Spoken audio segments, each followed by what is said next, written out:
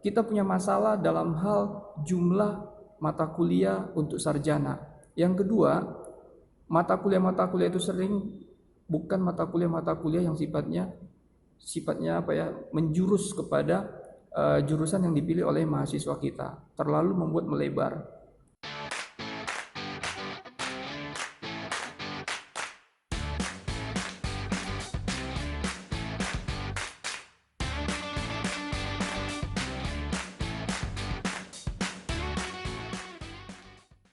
Jangan biarkan arti suksesmu itu kamu ambil dari definisi orang lain. Sehingga jangan biarkan hidupmu diatur oleh pendapat orang lain.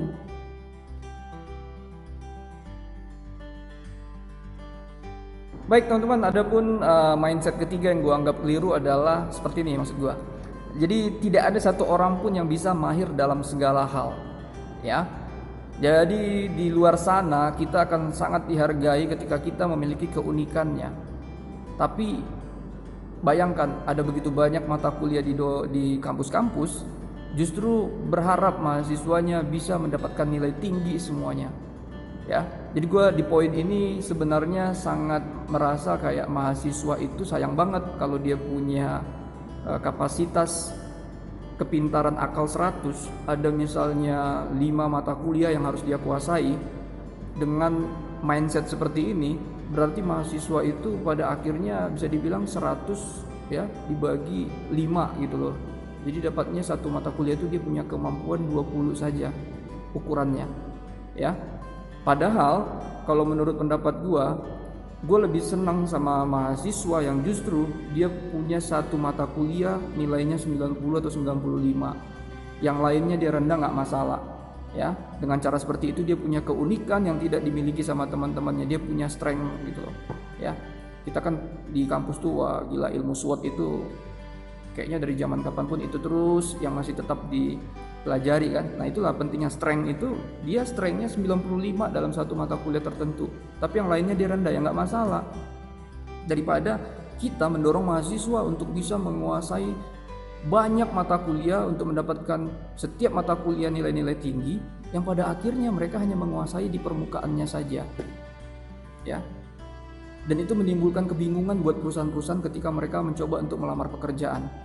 Wow, luar biasa nih, kamu nilainya tinggi semua setiap mata kuliah, ya. Tapi setelah dicoba, ada begitu banyak mungkin ketidaksetujuan perusahaan dengan penilaian yang ada diberikan oleh dosen-dosennya. Nah, jadi menurut gua ada bagusnya kita dosen atau kuliah atau kampus ya, maksud gua kampus itu lebih kepada sekali lagi mengenali bakat-bakat terpendam dari mahasiswa kita dan mendorong mereka untuk tercebur ya, untuk menceburkan dirinya lebih dalam lagi, lebih sering lagi kepada kekuatan intinya ini, dibanding memaksakan mahasiswa kita untuk bisa mendapatkan nilai tinggi di setiap mata kuliah yang diajarkan di kampus.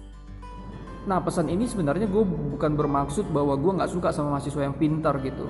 Hanya sekali lagi PR buat mahasiswa-mahasiswa yang pintar, artinya yang IPK-nya bagus, adalah ayo kamu jangan terlena dengan IPK tersebut. Sekali lagi, lu harus mengenali lu punya keahlian.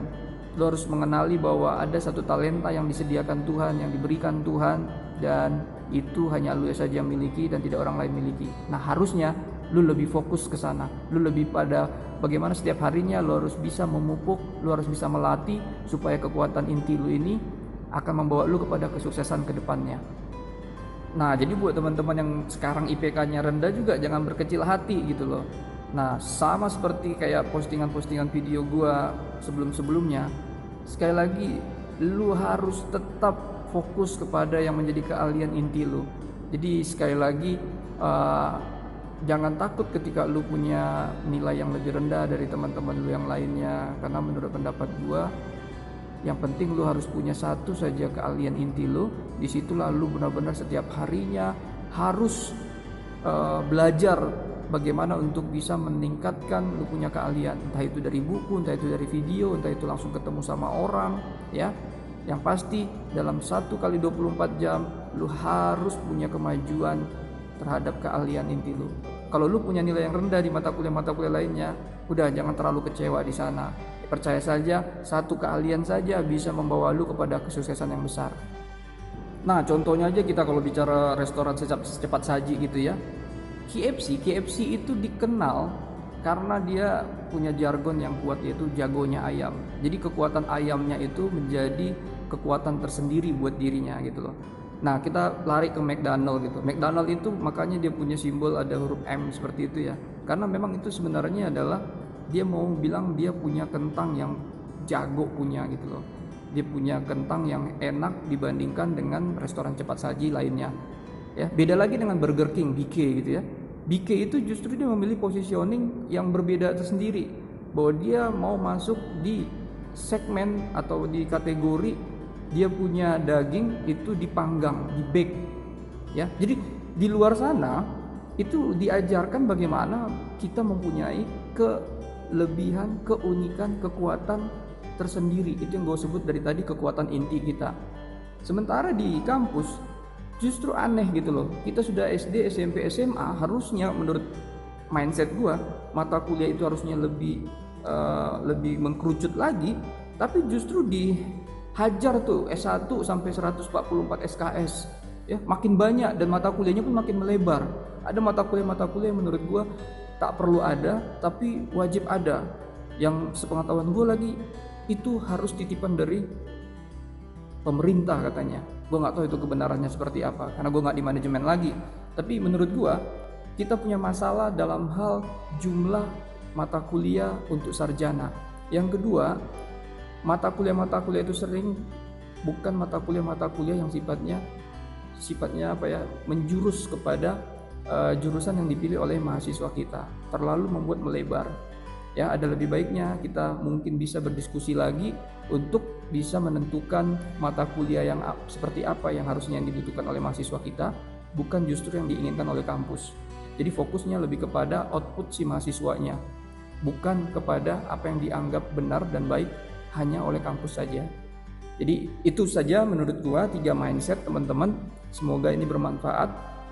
Gue mau tekankan bahwa kalaupun teman-teman yang lain merasa berbeda pendapat, tidak masalah. Sekali lagi, gue tidak merasa paling benar di sini. Tapi kalau seandainya pemikiran gue ini bisa menjadi sumbangsi, ya, supaya kita punya pendidikan kurikulumnya, tenaga pengajarnya bisa lebih ditingkatkan lagi, kenapa enggak?